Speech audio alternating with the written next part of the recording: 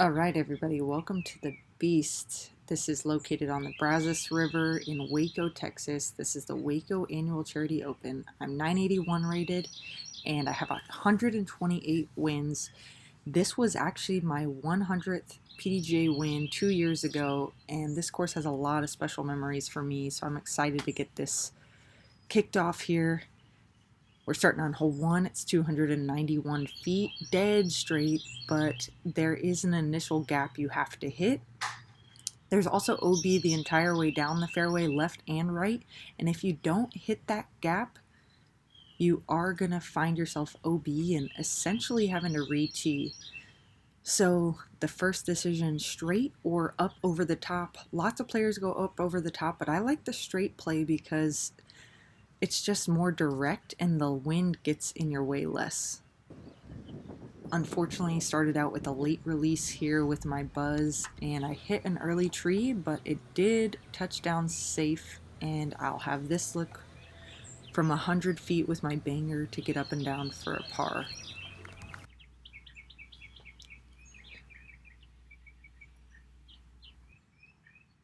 Moving into hole 2, this one's 531 feet alongside the Brazos River. This one's super beautiful with those limestone cliffs. This one, the only real danger is not until your second shot. The first shot's pretty wide open, but as we get farther down the fairway, the sidewalk on the left and the sidewalk on the right come more into play. And the basket, if you overthrow your upshot, you can find OB deep. So on this one, I'm just trying to throw it low and fast. Well, as low as I can, but I still want to go high under those branches. This is my Zeus. And right out of my hand a little bit early, kind of overcorrected that late release on the first throw. And I'm going to find a tree on the left side and kick into the middle. This is actually right where I want to be, but a little bit shorter. I'm not super upset with this position, but 2 misfires on the first 2 holes. That was my Raptor sidearm, and it was a little farther than I thought. I'm going to find myself outside the circle and have this really windy 40-footer that I can't convert on, and we'll go for another par. Hole 3, this is our last hole in the Open for a little bit. It's 320 feet, par 3. There's lots of trees on this one, even though it is considered an open hole. There is a gap just right of the tree we just flew past that I'm trying to fly it on with a little bit of a S flight with my Raptor.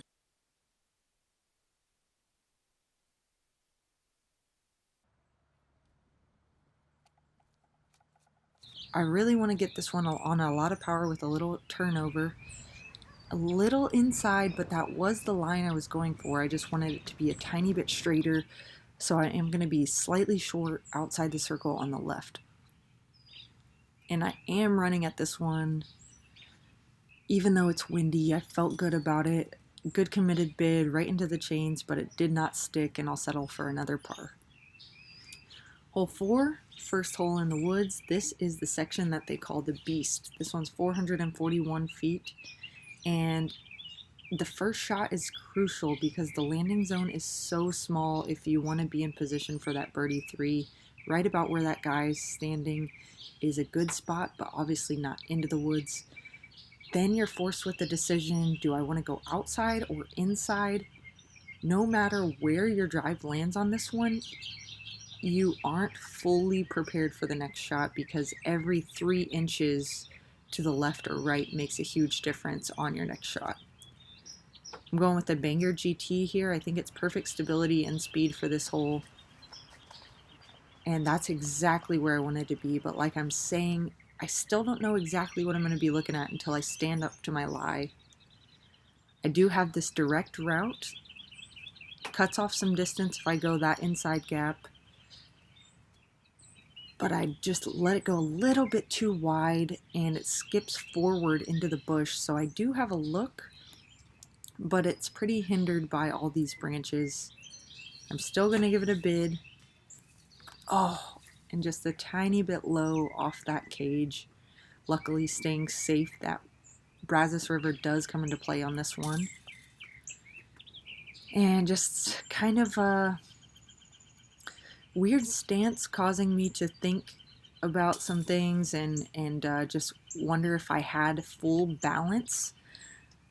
You can see I kind of came up a little nose up and missed that one, and we'll card a bogey. At this point, Evelina is 3 under, Rebecca and Missy and Henna are 2 under, and I'm over par, so I got a little work to do headed into this next stretch.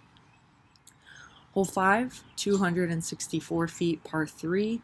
This one is really cool. It has 3 tiers, 3 levels of terrain, and the basket sits on the highest one up. It's a very reachable hole, but it makes it play a little bit longer. The discs have a tendency to hit that middle patch of dirt and skip forward, but you have to be throwing a fast disc to do that. I prefer to throw the buzz and just throw it all air, but I overpower this one and let it go late and hit the tree line on the right. I do kick out into the open, fortunately though, and we'll throw this banger up to 15 deep to try to hit this par putt.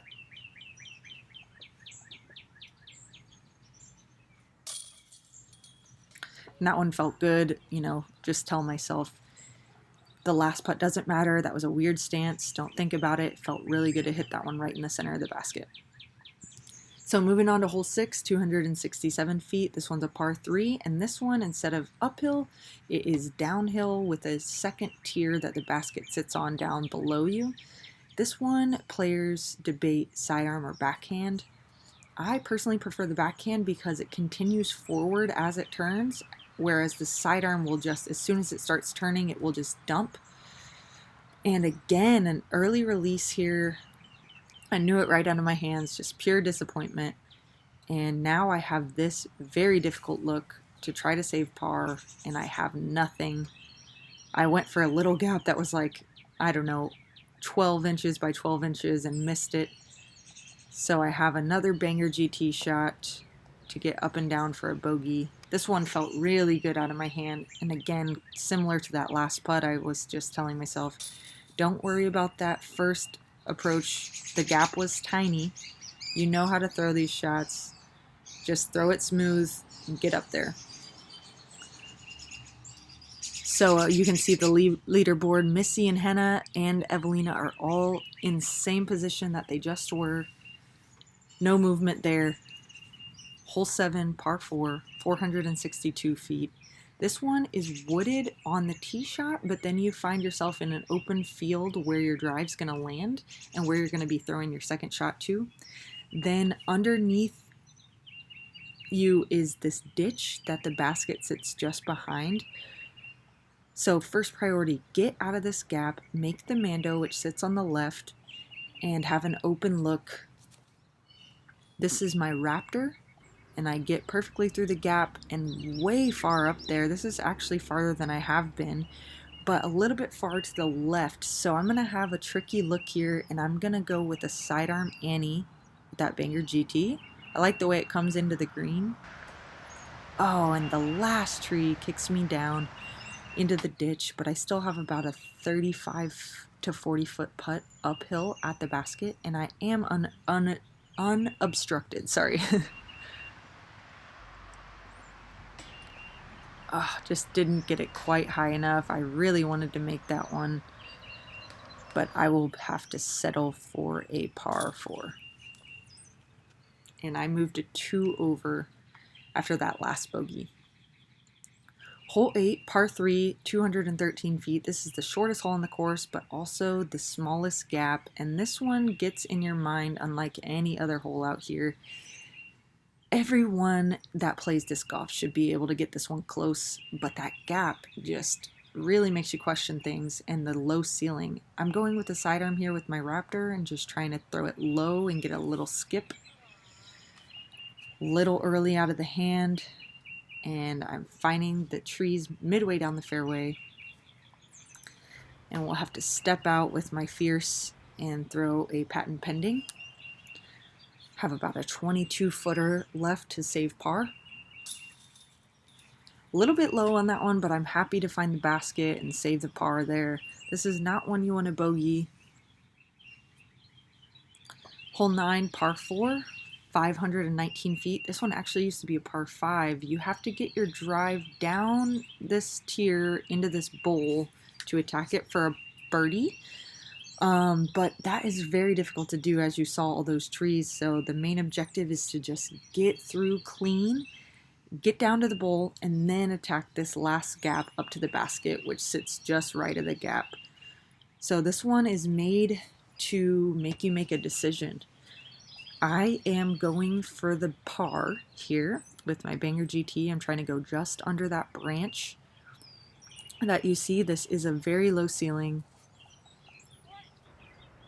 And again, just a little bit early out of my hand. It's like I'm being really tentative on these tee shots, trying to get in perfect position and just being too touchy. This is a really great out for me. I loved this shot with the Banger GT, just a nice soft controlled turn. Unfortunately, I didn't turn it enough though, and I'm kind of pinched on the right side here, having to throw my fierce as much turned over as I can, and I can't get to the basket. So now I'm looking at about a 75-foot attempt if I want to try to make it. But I decide that's just silly, so just put a little anhyzer on it and get up onto the green. But it kind of filters down that hill, and I'm left with this uphill 25-footer, and I miss left side. So unfortunately, I'll be putting for another bogey, or double bogey, and moving to 4 over. And we're not even halfway through the course yet, so I'm thinking, I can think about this two ways. I can think that I'm over par and I'm upset, or I can think, okay, I have half the course left. Let's go get some birdies and get back to par. So hole 10, this is my favorite hole in Texas. I just love the way where all the fairways so far have been dirt, and you walk up to this one and it's just beautifully manicured green grass in the deep Texas woods. This one is eagleable. I got it one time last year in this tournament, so I am thinking that. I'm throwing my Zeus here, trying to get a lot of height, but a little bit too much, and I clip some branches and kick me down. This is shorter than I've ever been on this hole, just because I was trying to be aggressive, and I could have just taken an easy par 3, but now I got a lot of work to do. A good line there, but a little bit too low, and I'm going to hit that bushy tree that's just a perfect blocker. And now, this moment was, unfortunately, you couldn't quite tell from that shot, but just such a silly decision. That was not a golf shot. That was me trying to run the basket.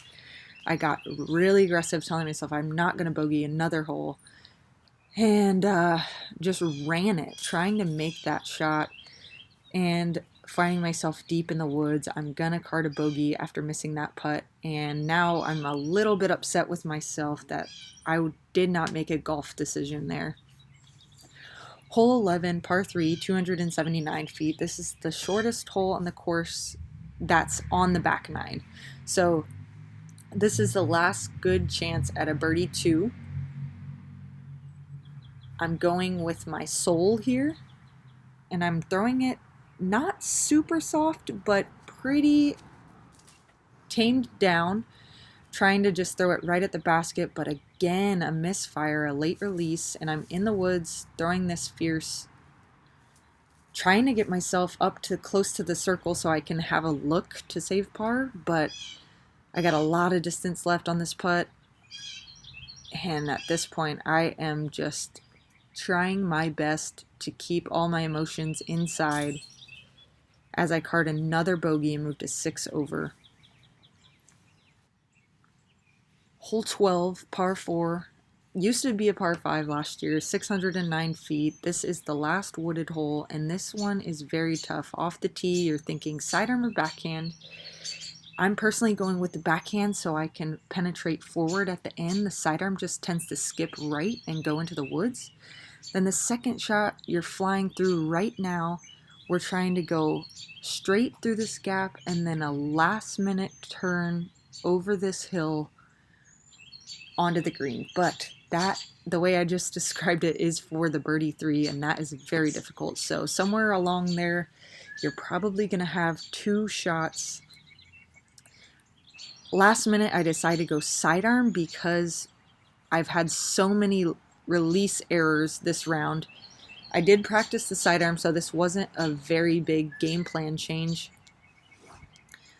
But I didn't quite get it flat enough, and I'm going to find myself in the woods having to pitch out with the Fierce. From here, though, I grabbed my Avenger SS and told myself I want to try to get up onto that plane. And it was a great shot, just a tiny bit inside. And now look at this Texas rough. This is a typical spot to land on this hole. And I'm forced to go blind thumber over the top. I can't see the basket. And now I'm looking at a 70-footer to save a bogey, which I cannot convert on. And actually, I left myself in a difficult position here too. I have a 22-footer left.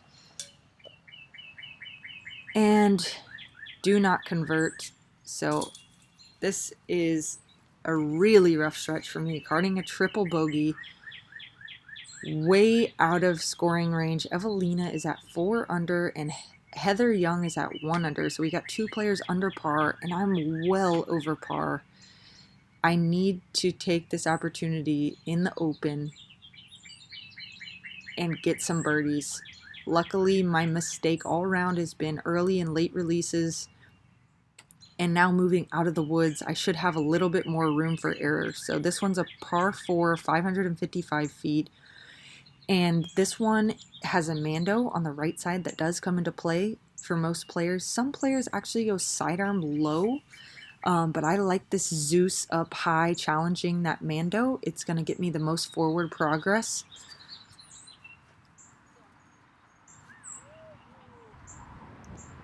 This was exactly how I wanted to throw it. I got way down there and have about 120-foot look to get up and down for a birdie. This is my Raptor. I'm going wide with a skip and just misjudged the length of that grass and did not get the full skip I was wanting.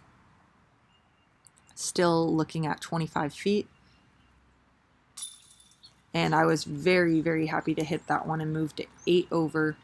Again, though, you saw Evelina's at 4 under, so I am way behind.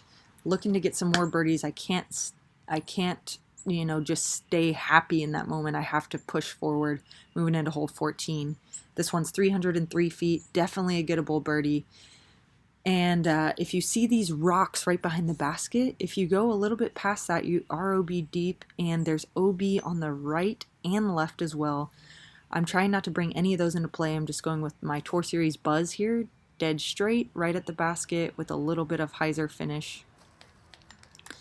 And I'm perfectly pin high, 15 feet to the left. All right, so now I'm starting to calm down a little bit. 2 birdies in a row with great shots so far. Every one of those last 4 shots are what I was wanting. So I'm starting to take deep breaths, but we're moving into hole 15. This one's a par 4, 558 feet, and this one is hard to take breaths on because there's OB everywhere. And this hole, we have a severe tailwind, so it's going to be pushing our right-hand, backhand hyzers towards the OB road. So I'm really trying to mash this one flat and head height, trying not to give it too much air so it doesn't filter out. And that is very good position. I'm very happy with this. I'm going with a standstill zone sidearm and find myself in the bullseye for another birdie. So 3 in a row. This is great. I got to keep this momentum going. There's 3 very difficult holes left, and anything can happen. As you see, Evelina just took a bogey and will move to 3 under. And the leaderboard is still pretty tight. Hole 16, par 4, 609 feet. This one, there's not really OB to speak of on the first shot, but your second shot, you bring in that fence and the sidewalk on the right. And it doesn't really happen often, but I will just let you know there is OB deep. You don't see many players go there, so don't think that that's going to be an issue here. Throwing my Zeus again into this tailwind. hyzer flip to flat and trying to get that full flight out of it, and I get way down there. This is a good spot. I'm looking at about 175 feet to the pin still. This is my Banger GT. Right under the basket, stress-free. And that will be my 4th birdie in a row to move to 5 over. Hole 17, par 4, 530 feet. This is, in my personal opinion, the hardest hole on the course. The tee shot is so demanding. There's not too much OB. There is OB sidewalk, but really the difficulty on this tee shot is landing in a good enough position to try to go for the birdie. I find that a lot of players land out of position and still try to go for it. So my goal here, get in position, give yourself the opportunity for birdie. This is my buzz on an anhyzer. And that was a good line, but a little bit short. From here, I can see the land, but I can't see the basket. I'm going for this one as well. Oh, unfortunate kick off those branches. I was going for that basket for sure, just trying to overturn it and give myself a 60-footer off the right side. I wasn't trying to be too aggressive, but, you know, thinking that, I brought those branches into play and clipped myself way into the water. But that Banger GT shot got me within 10 feet. And so even though I found OB, I'm only carding a bogey. And just, I hope you guys can actually hear that deep breath I just took. That is actually how I felt during that round. I just, 4 birdies in a row, and then a very minor error there causes me to get a bogey. So hole 18, trying to take a deep breath and get back on track. This one's 468. It is a par 3. Most of my division is going to lay up to the left side of the water and go for the easy 3. But I'm going across with my Zeus, trusting it into this headwind and trying to get a 2 to finish out with a birdie. This is a huge drive to clear the water, 440 feet about. I find myself outside circle 2 though, so this is a long putt if I want to try to get birdie, and I just didn't quite get it high enough, and we'll settle for the par there. And I will shoot a 9 over, and it is rated 943. I'm not super happy with this one, but I had a lot of errors that were the same error, so I'm looking to clean those up going into round 2 tomorrow. Whew, okay, so just finished my first round. Initial thoughts, not good. It wasn't the throwing or the putting, it was my mental game. I was so focused on everything but my shots, and it really translated in my scores. Ended up shooting a 6 over par, which is 8 strokes off the leader, who is Evelina. I got a long way to go up from here and only 2 rounds left. And I think my #1 goal going into round 2 needs to be to fully find your focus before you let the disc go. And there's really no excuses for not focusing. I had so many thoughts about so many things, and I really need to go into this round tomorrow with a clean head and no distractions. So I am going to do my best to do that.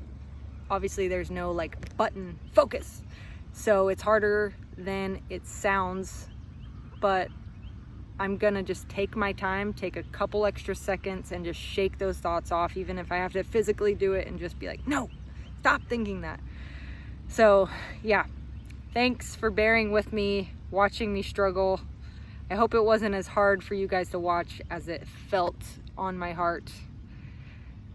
Tomorrow I want to just have fun and throw and smile. That is the goal tomorrow. So join me for round 2. Thank you guys so much for all the support on my bad days, on my good days, and everything in between. See you tomorrow for round 2. Okay, so I just rewatched that last clip you saw as I was going to upload this video and realized I told you to join me in round 2, and that wasn't possible because I was not on a filmed card. So just a quick breakdown of what happened in round 2. I started off with 2 birdies, and then on the 3rd hole, I actually had a 45-foot putt for birdie as well, which I ran. It was one of those ones that could have stuck, could have been a little too far left. But I got the par, and then the next hole, it's a par 4. I landed in perfect position to go for the 3, and I was aggressive, went for it, kicked into the woods, and instead of pitching out and taking the easy par 4, I decided to run it. I told myself that I didn't really care about scoring today. If the scores came, that would be amazing, but what I really wanted was the excitement and to feel my shots. I thought that, I wanted to have some lasting memories and shots that were gonna be able to be like a movie and replay over the next couple months. I also told you guys that at the moment that I filmed that right after the round, I didn't know that round 3 was canceled yet. So shortly after I filmed that reaction video, we were notified that not only round 3 was canceled, but also the rest of the spring and summer tour are canceled. So since then, yeah, I made that decision to play with excitement and to play to shoot, some miraculous type of shots, and not all of them worked out. I got some awesome birdies, but yeah, I didn't score super well, and that was one of my worst tournaments in a long time. I actually didn't cash, but that is something I can hold my head high saying, even, and still smile saying that to you guys. That wasn't my goal going into that 2nd round, and I'm gonna have some nice memories for a while to come.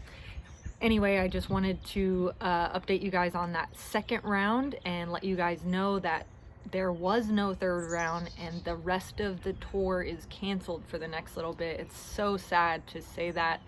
I am in Arkansas right now, and I'm about to set my basket up and continue on the practice grind, keep putting, keep thinking about what I can improve on going in to the rest of this season if it comes back. Yeah, and just get ready. Use this time as a good thing and not a bad thing. And yeah, I shot a vlog during Waco. I know you guys were telling me you wanted to see more tour life things, behind the scenes. What does a week look like on tour life in a van?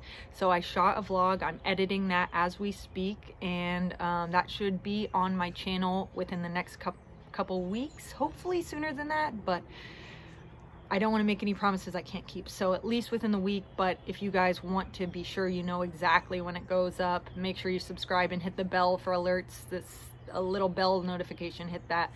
And last thing I want to say is just thank you to GKPro for this video, and to my patrons for making this possible. You guys are single-handedly making videos from me possible, so thank you so much, and I really appreciate it.